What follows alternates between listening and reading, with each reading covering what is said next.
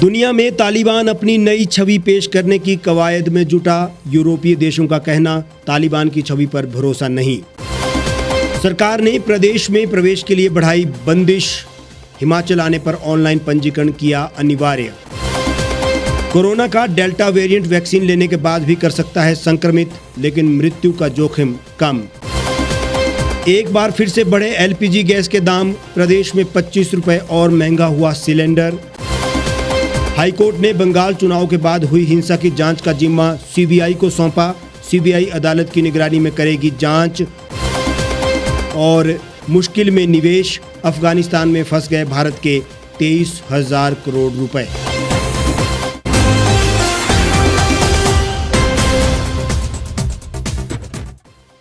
नमस्कार, स्वागत है आपका the reap times news channel में। आपके साथ मैं हूं हेमराज चौहान। अब खबरें विस्तार से। अफगानिस्तान में तालिबान के कब्जे के बाद उसकी एक दूसरी छवि सामने आ रही है। तालिबान दुनिया भर में अपनी छवि को बनाने में जुटा है।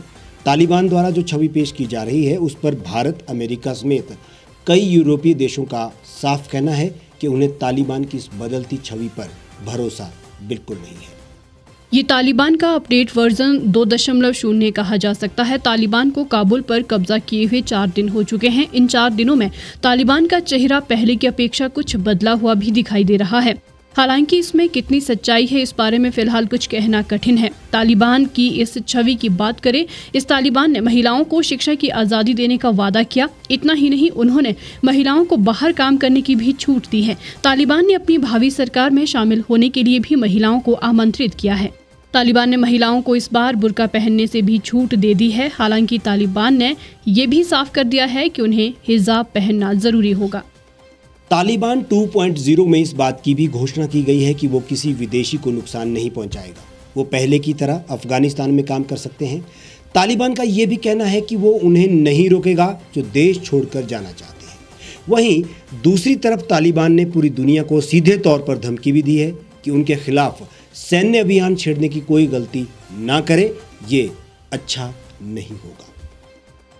प्रदेश में कोरोना के मामलों में एक बार फिर से बढ़ोतरी हो रही है।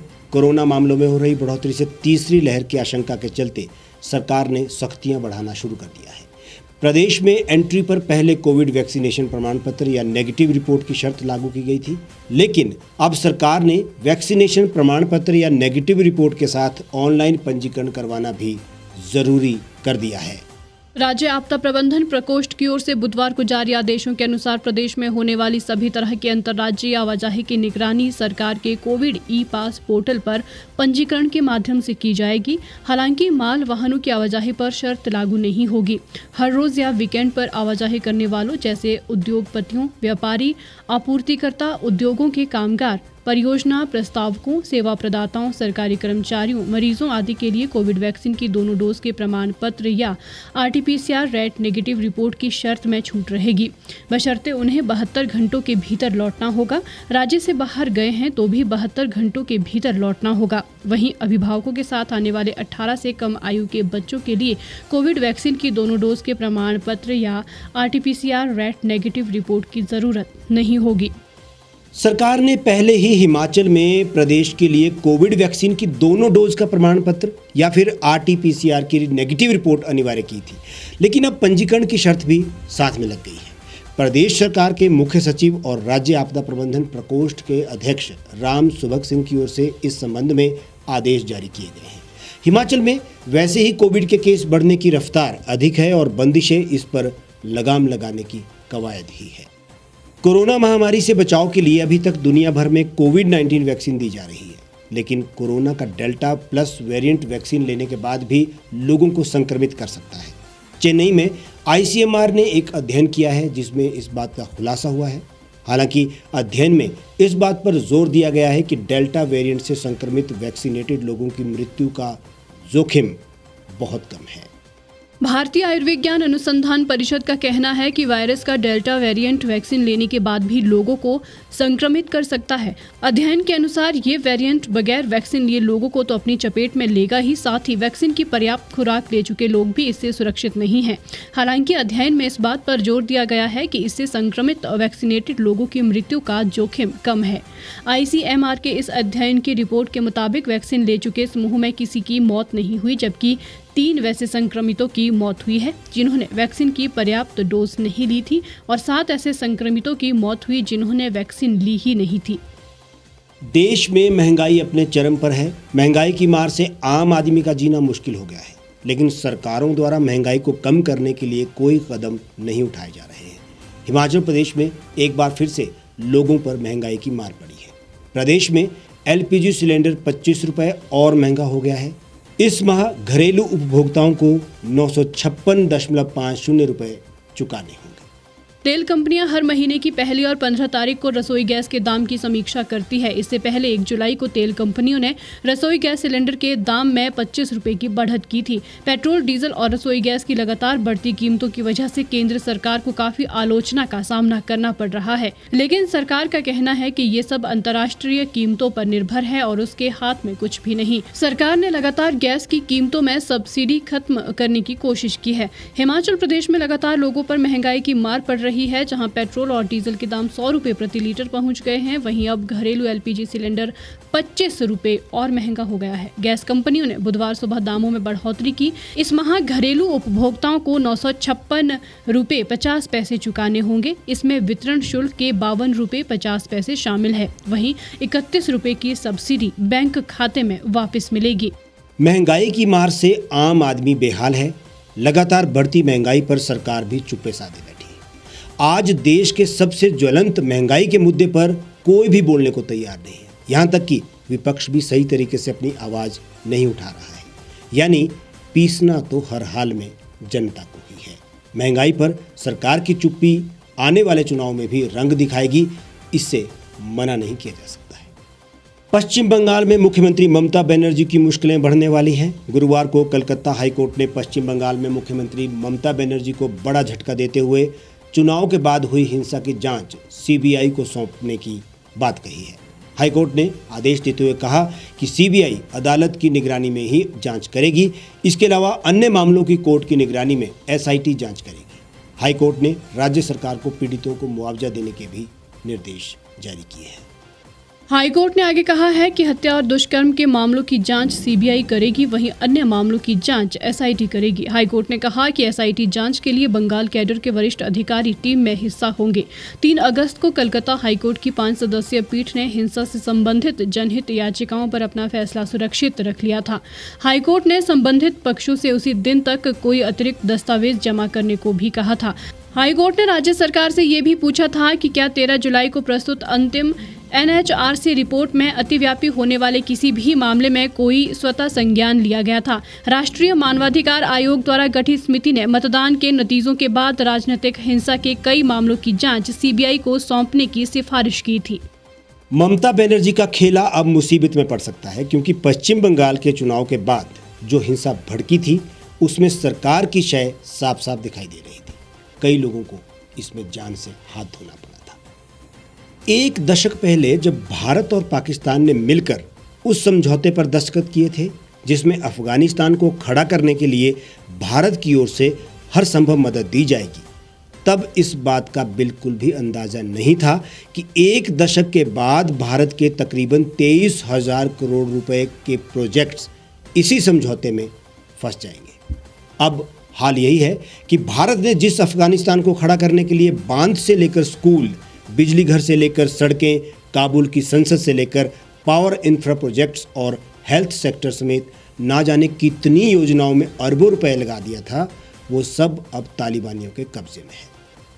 सवाल ये है कि अफगानिस्तान में भारत के इतने भारी निवेश का अब क्या होगा? यही अब सबसे बड़ी चिंता की बात हम सबके सामने बनी हुई है। विशेषज्ञों का कहना है कि क्योंकि अफगानिस्तान में तालिबानियों की सत्ता है, ऐसे में उस मुल्क की सत्ता ही तय करेगी कि उन्हें किस तरीके का रिश्ता अन्य मुल्कों के साथ रखना है और विकास के लिए क्या रूपरेखा तैयार करनी है। अफगानिस्तान में जिस तरीके से तख्ता पलट कर तालिबानियों ने कब्जा कर दिया, उससे भारत के माथे पर चिंता की लकीरें दुनिया के अन्य मुल्कों से ज्यादा ही है। भारत की अफगानिस्तान से घनिष्ठता पाकिस्तान को सबसे ज्यादा अखरती भी थी, क्योंकि उसके पड़ोसी मुल्क अफगानिस्तान में भारत का हद से ज्यादा दखल भी था, जो पाकिस्तान को भारत के दबाव में रहने के लिए मजबूर करता था।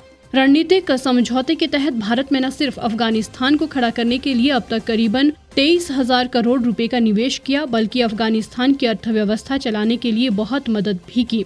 अब तालिबान की सत्ता बनने के साथ ही सारे प्रोजेक्ट और अर्थव्यवस्था में निवेश बीच अधर में फंस गया। अब आगे क्या होगा, इस बारे में अभी कुछ कहना बहुत जल्दबाजी होगी। हालांकि तालिबान के पास भी एक बड़ी मुसीबत ये है कि अमेरिका अपने बैंक में जमा अफगानिस्तान के अरबों रुपए देने से इनकार कर रहा है। ऐसे में भारत जैसे विकासशील देश के लिए 23,000 करोड़ रुपए बेहद मायने रखते हैं, क्योंकि अभी तो नहीं लगता कि तालिबान भारत के साथ संबंधों को लेकर उत्सुक है। वहीं पाकिस्तान और चीन खुलकर तालिबान के समर्थन में है। ऐसे में भारत के लिए ये चुनौतीपूर्ण समय तो है ही। हमारे आज के इस बुलेटिन में फिलहाल इतना ही। आप देश और दुनिया की तमाम खबरों के लिए हमारे साथ बने रहिए, देखते रहिए द रीप टाइम्स।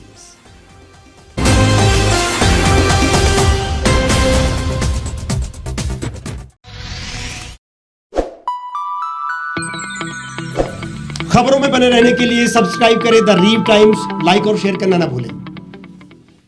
गांव की चौपालों से लेकर संसद के गलियारों तक, गृहिणी के चूल्हे से लेकर निवेश और बाजारों तक, किसानों के हाल से लेकर खेत और खलिहानों तक, शिक्षा और स्वास्थ्य से लेकर खेल के मैदानों तक, संसद के प्रधान से लेकर पंचायत के पंच तक, सेंट्रल हॉल से लेकर ग्राम सभा के मंच तक, हर खबर पर रहेगी हमारी पैनी नजर।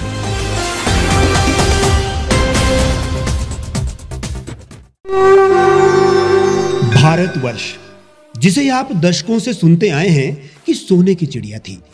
इसके पंख पहले मुगलों ने कुतरे, फिर अंग्रेजों ने, और आज राजनीतिक प्राणी कोई कोर कसर नहीं छोड़ रहे। आज भी लगभग 25 करोड़ लोग रात को भूखे सोते हैं। करीब 2 करोड़ लोगों के पास घर नहीं है। भ्रष्टाचार में हमारा 176 देशों में 80 नंबर आता है। औसतन 100 महिलाओं के साथ हर दिन ज्यादतियां होती है और ना जाने क्या क्या। देश की संसद से कुछ ही दूरी पर चादर लपेटे सैकड़ों लोग सुबह नील गगन के नीचे सोए हुए मिलते हैं। क्या आप एक ऐसे भारत की परिकल्पना नहीं करना चाहेंगे जहां कुछ ऐसा किया जाए कि 1 वर्ष के भीतर देश में कोई भिखारी या लाचार भी आश्रयहीन न रहे? लोगों को सभी सरकारी सेवाएं घर द्वार पर ही प्रदान की जाएं, ताकि दफ्तर या कर्मचारी के चक्कर ना काटने पड़े। भ्रष्टाचार जड़ से समाप्त हो जाएगा। सेवा प्रदाताओं की पब्लिक रेटिंग यानी जनाकलन और तकनीक द्वारा अपराधों का शून्यकरण किया जाए। स्वास्थ्य और आधारभूत शिक्षा सभी के लिए समान गुणवत्ता के साथ निशुल्क प्राप्त हो, और भी बहुत कुछ। यदि आप इस पवित्र राष्ट्र निर्माण यज्ञ का हिस्सा बनना चाहते हैं तो आज ही राष्ट्रीय लोक नीति पार्टी से जुड़ें। अब देश राजनीति से नहीं, लोक नीति से चलेगा। विजिट करें वेबसाइट rashtriyalokniti.org।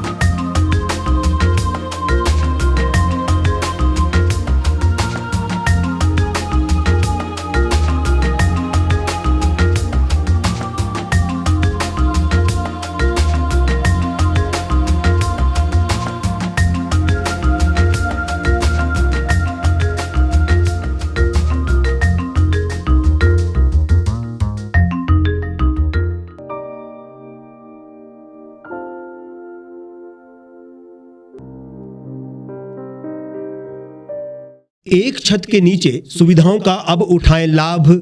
रीव ई मार्ट में अब पाएं अपनी रसोई के लिए गुणवत्ता और सस्ते दामों पर राशन सामग्री। दालें हो या हो मसाले, आपका किचन ई मार्ट संभाले। उच्च गुणवत्ता और दामों में बेहतरीन रीव ई मार्ट में पधारें और पाएं अपनी पसंद के सभी उत्पाद, या फिर करें ऑनलाइन ऑर्डर और पाएं घर द्वार पर ही सुविधा। आज ही संपर्क करें फोन नंबर 8219694079 पर, बाईपास रोड, शनान, संजौली, शिमला।